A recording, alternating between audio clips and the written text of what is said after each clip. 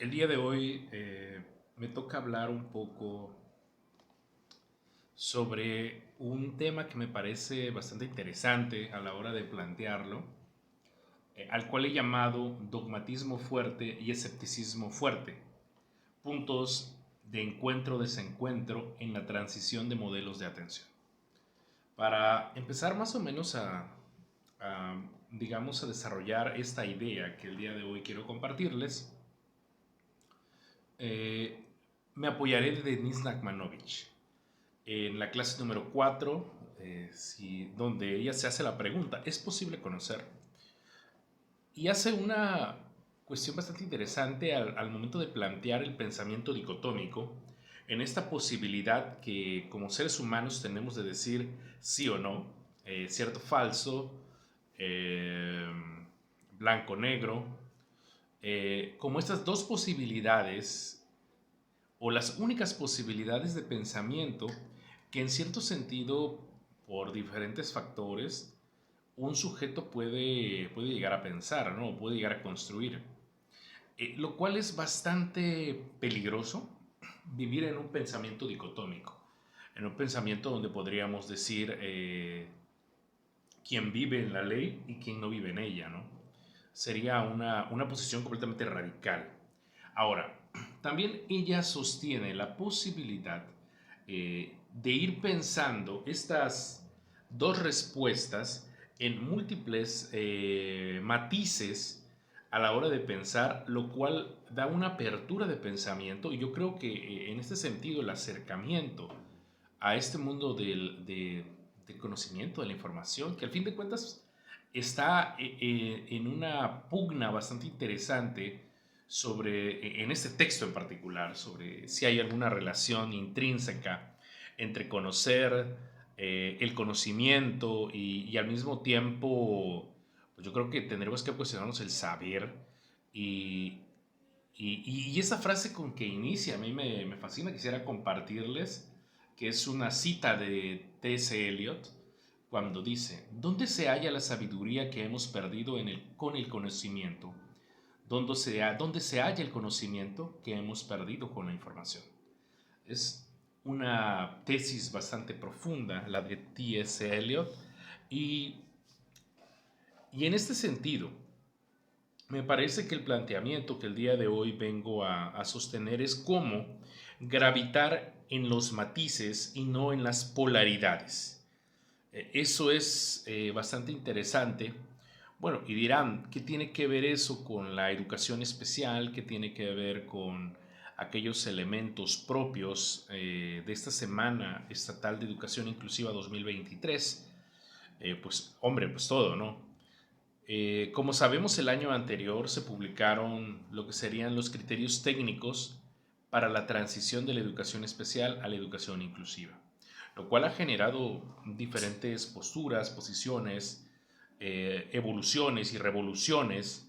Al mismo tiempo, paradigmas se han planteado de si realmente la propuesta planteada responde a un modelo de inclusión o sostiene, bajo la misma mirada que ha sostenido control escolar, un perfil del modelo médico, donde se privilegia la detección sobre la intervención.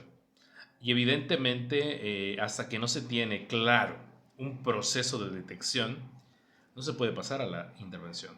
Lo cual va trazando procesos, nos va llevando en este sentido a un hacer muy realentar esta vorágine, este encuentro con los alumnos. Eh, Particularmente yo tengo mis discrepancias personales sobre un modelo en el cual se está priorizando completamente la detección. Creo que no podemos priorizar la detección por sobre la intervención. Eh, y, y evidentemente, al no existir o al postergar demasiado la respuesta educativa, estos alumnos están en un proceso bastante complejo, pero criterios técnicos los plantea un proceso Y eso es, digamos, la cuestión elemental o discutible o analizable, que para muchos es demasiado largo, es demasiado extenso, porque evidentemente el cumplir la normatividad no debería ser una cuestión de lo cumples o no lo cumples. Al final de cuentas, la ley es un arbitraje donde casos específicos pueden ser resueltos. Pero lo que sí tenemos que en este sentido analizar es si el arbitraje en este momento permite una intervención más veloz. A mí me parece que no, a pesar de que se emplean tiempos, procesos específicos, hay una situación muy particular y bastante lenta. Esto no, eso es lo que hace complejo. Y en ese sentido, habrá que cuidar estas dos polaridades de decir el que aplica los criterios técnicos y quien no lo aplica. Porque evidentemente podríamos caer en ser dogmáticos fuertes, retomando el pensamiento de Nachmanovich, donde este dogmatismo fuerte, evidentemente ya no necesita cuestionarse. El que vive en el dogma, evidentemente, no tiene por qué cuestionarse ciertos elementos, ciertos procesos, porque no es necesario movilizar, él vive en la certeza. El dogma permite vivir en una certeza. Y por otro lado, un sujeto que viva en un escepticismo fuerte, evidentemente tendrá en ese sentido que negar toda posibilidad de encuentro o toda posibilidad de ejecución de la misma. Es decir, porque podría no quedar claro lo que quiero decir. Habrá gente que piense que la inclusión es posible y punto. Y es así, como se dice en el manual. Y si no surge del manual, no se puede hacer, porque evidentemente no estás cumpliendo los procesos que en este sentido los criterios técnicos están expresando para poder hacer ese tipo de proceso de inclusión y proceso de intervención, que primero tienes que llevar una detección inicial, posteriormente una evaluación psicopedagógica, posteriormente una tercera fase, que es el plan de intervención y enriquecimiento, plantearse seguidamente lo que es el diseño de la clase y darle un seguimiento más o menos pertinente, ¿no? Y cercano a esta posibilidad. Pudieras vivir en el dogma de creer que pues así puedes llegar a la inclusión, ¿no? O que es la única forma en la cual se podría construir la inclusión a partir de un posicionamiento jurídico completamente inamovible, o como aquellos investigadores que han sostenido que hemos vivido en inclusión porque el marco normativo nos lo ha permitido, como que si la inclusión evidentemente fuera un carácter exclusivamente normativo y que al tener el reglamento bien estipulado, todo aquel que no lo cumple, por ende, está violentando la inclusión. Evidentemente, hay una violación y una transgresión de posibles derechos, y con eso quisiera enmarcar este punto, pero la inclusión no solo se da por un decreto. Hay otros factores que tendríamos que ir pensando y sería bastante iluso o soñador creer que porque un documento dice que alguien debe hacerlo, podría hacerlo. Y eso no quedaría duda, aunque pudiera encontrar ciertos entramajes, ciertas marañas para cumplirlo desde otra perspectiva y desde otra forma particular de ser, ¿no? No es tan fácil este planteamiento que quisiera en ese sentido decir. Y por el otro lado, ser completamente radicales, radicalmente fuertes, y negar que el documento de criterios técnicos no favorece exclusivamente y no apoya absolutamente en nada, o negar que el ámbito normativo pueda servir de base para lograr una pretendida inclusión, ¿no? Entonces, bajo ese sentido, el escepticista es aquel que niega toda posibilidad. Y entonces, si estamos en el carácter del escepticismo fuerte, probablemente estamos en cualquier cerrazón de reconocer la posibilidad de estar ante otra cosa porque pues, no puede ser posible, ¿no? Entonces, soy escéptico en este sentido. Nachmanovich nos hace pensar de qué posibilidad nosotros podemos transitar de estas dos grandes polaridades de pensamiento a matices más posibles que dan cabida a la duda, que dan en este sentido un andar que nos da una posibilidad sobre cómo poder decir, bueno, sí es cierto, existe la ley, pero no necesariamente podría dar a la inclusión. Un dogmatismo débil que en ese sentido no sería del todo malo o tétrico como suene, porque evidentemente da la entrada a una cuestión de negación si es suficiente el ámbito jurídico. Y por el otro lado, un escepticismo débil que permite en este sentido reconocer, bueno, no es posible todo con este documento, pero tal vez algunos elementos pudieran ocurrir, ¿no? Es decir, da un margen de posibilidad de pensar que algo puede ocurrir, ¿no? Ahora, yo creo que en este sentido, la intención de mi participación el día de hoy al hablar sobre los criterios técnicos para la transición de la educación especial a la educación inclusiva es llevarnos a un análisis eh, de cómo cuidar nuestra perspectiva desde ámbitos dogmáticos fuertes y escepticismos fuertes para transitarlos a esquemas un poco más eh, eh, débiles que pudieran permitirnos, ok, reconocer nuestra posición, pero al mismo tiempo plantearnos que habrán posibilidades y elementos que pudieran darnos cierta luz o cierta posibilidad de construir quién sabe qué cosa, pero al final de cuentas construir algo más, ¿no? Eh, no es fácil, venimos de una tradición donde parece que se privilegia el pensamiento dicotómico, de hecho vivimos día a día con esta dicotomía, eh, ser feliz, ser triste, eh, amar o ser amada, diría algún día una canción.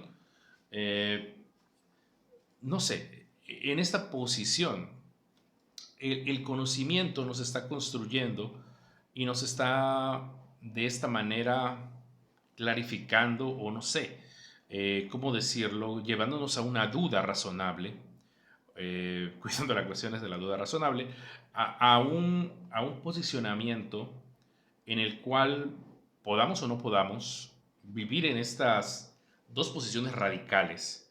Porque a fin de cuentas, un dogmático fuerte y un escepticista fuerte son radicalismos. Son radicalismos, estaríamos hablando en este sentido, cuando hablamos de un dogma completamente fuerte, estaríamos hablando, rayando en algunos casos eh, en cuestiones muy de la fe, pero no sé si sería de la fe, más que de la certeza, pudiera ser lo más cercano a lo que yo pudiera comprender del texto de Nachmanovich.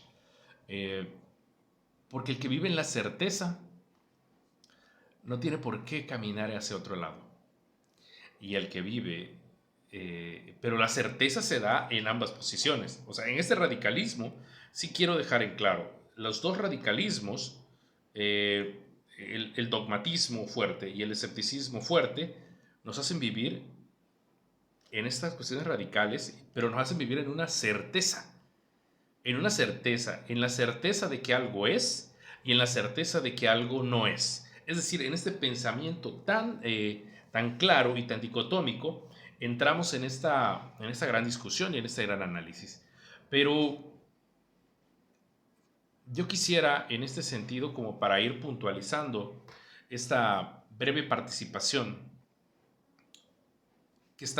hoy que estamos en la Semana Estatal de Educación Inclusiva, hay quienes estamos a favor, hay quienes estamos en contra de la misma, así como estamos en contra o a favor de los criterios técnicos. A mí me parece que hay elementos interesantes en el documento de criterios técnicos. El hecho de que dé una posibilidad de dar un lenguaje común con los niveles de educación básica me parece algo pertinente. Tal vez la propuesta termina al final por no ser tan osada, tan atrevida, de promover algo completamente distinto. Tal vez la desaparición de la evaluación psicopedagógica hubiera sido genial. Y eso que habrá muchas personas que digan, ¿cómo que desaparecer la evaluación psicopedagógica? Eh, Sobre todo por los tiempos. Yo creo que los tiempos no podemos pasar o pensar que la intervención debe durar alrededor, no sé, de 2 o 3 años. O sea, 2 o 3 años para poder evaluar a un alumno y poder darle un resultado diagnóstico no es algo pues que debamos felicitar o sostener. Creo que tenemos que analizar los procesos, eso sí es algo a checar a profundidad. No solo decir o no solo sostener que debemos hacer una descarga administrativa creyendo que teniendo el mismo parámetro o teniendo los mismos procesos, dicha descarga será posible. Evidentemente, para generar una descarga administrativa tendremos que modificar procesos y creo que las normas de control escolar deben entrar en un debate serio.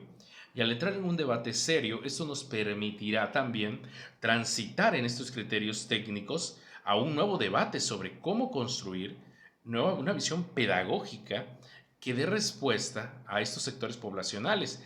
Y todavía más, con esta posición de la NEM, donde los servicios de educación especial no deberemos ajustar cosas, sino deberemos diseñar, codiseñar junto con la escuela regular.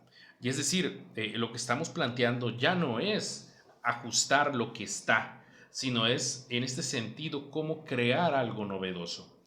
Y evidentemente no puedes crear algo novedoso en una estructura que históricamente no lo ha permitido porque es tan rígida, es tan inflexible, que hace que los procesos al ser tan mecánicos vuelvan la atención completamente compleja y difícil para todos los sectores que en este caso están en análisis, ¿no? Para ir cerrando mi participación, quisiera agradecerles por haber escuchado este breve podcast sobre estas dos excepciones que quiero volver a dejar en claro, ¿no? Ser dogmático fuerte o ser escepticista fuerte son dos visiones completamente radicales. Nachmanovich, en su documento de Es posible conocer, nos lleva a un nuevo mundo de categorías, donde nos hace pensar, bueno, es posible tener un pensamiento que vaya más allá de una dicotomía, de un pensamiento dicotómico, de un pensamiento de verdad falso, de bien o mal, sino ir reconociendo diferentes matices y de qué manera tal vez el pensamiento del filósofo pudiera caminar. Y yo creo que en este sentido, el maestro debe estudiar la ley, y debe estudiar los criterios técnicos, para ver de qué manera eso que parece inamovible, porque está jurídicamente construido, puede tener matices para plantearse desde otra perspectiva. Porque hay que recordar un elemento central. Tal vez la normatividad, este árbitro exógeno al proceso educativo, exógeno endógeno al proceso educativo, dice el qué, pero permite la construcción de los cómo. Muchas gracias.